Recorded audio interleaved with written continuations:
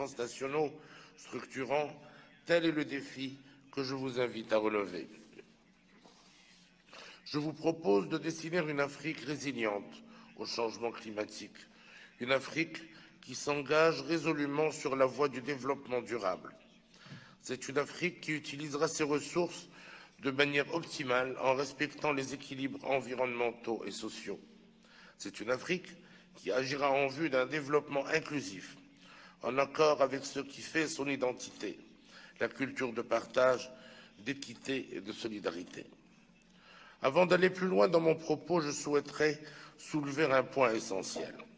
Certes, le discours que suscite à juste titre le devenir de notre planète et l'intérêt que lui porte en particulier une société civile agissante sont bien réels.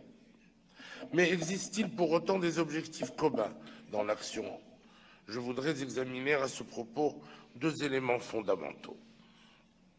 D'abord, il y a entre le Nord et le Sud une disparité de culture en matière d'environnement.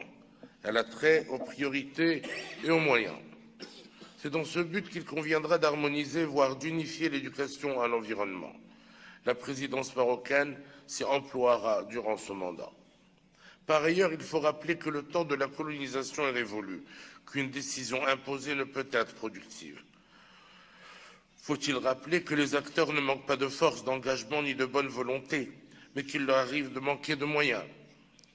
Nous sommes tous conscients qu'il en va de la sauvegarde de la vie et qu'il nous appartient de travailler solidairement à la protection de notre terre.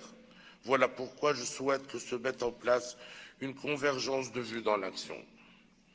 Excellences, Mesdames et Messieurs, l'Afrique paie un lourd tribut dans l'équation climat et représente sans aucun doute le continent le plus pénalisé. En effet, la hausse des températures, le dérèglement des saisons, les sécheresses à répétition appauvrissent la biodiversité de notre continent, détruisent